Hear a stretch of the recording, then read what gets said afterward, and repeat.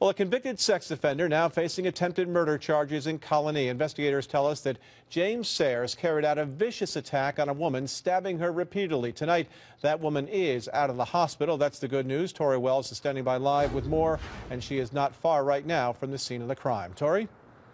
Yeah, Greg, I'm standing on Watervliet Shaker Road, not far, as you mentioned, from where police say this attack happened. They say this woman was walking along the street on her way home and that James Sayers was across the road following her for more than a mile, quite a bit of ground. They don't even think that she knew she was being followed until he allegedly crossed the street, came up behind her, and pulled her into the nearby woods. It shows our victim on the west side of the road.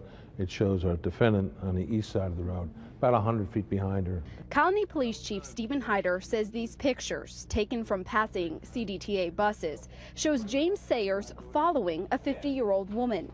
Not long after these were taken, Sayers allegedly pulled her into these woods and attacked her with a knife. It's one of the creepiest cases I've ever worked with. The chief says these pictures are just a piece of what leads us to this today. Sayers in front of a judge. Charging the defendant in the first count with attempted murder in the second degree. The victim was not in court. Police say she was just released from the hospital last night. Her injuries severe. The chief says if she didn't fight back, if she didn't make noise to catch a neighbor's attention, she may not have survived. You know, there are certain times that police will tell victims that they have to fight back. And when you're being repeatedly stabbed, when your throat's being slashed, when you've been stabbed throughout your body, that's the time to fight back. Because of her fighting back, she's alive today.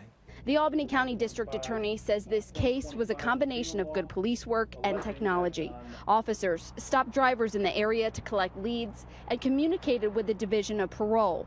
Police say Sayers had removed his electronic monitoring device shortly after the alleged crime, which was a red flag. Officials say the device was a roadmap for where Sayers had been and for how long.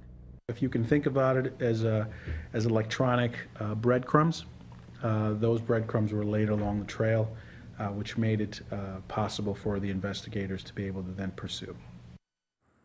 Now, police tell us that this attack was so vicious that at one point the knife broke inside the woods during that attack. They do not believe that the two knew each other at all. They just think that they were on the same bus right before this attack happened. This morning in court, Sayers' attorney entered a not guilty plea for him. He's due back in court in the beginning of September, and tonight he's still in jail. We are live in Colonie. Tori Wells, CBS 6 News.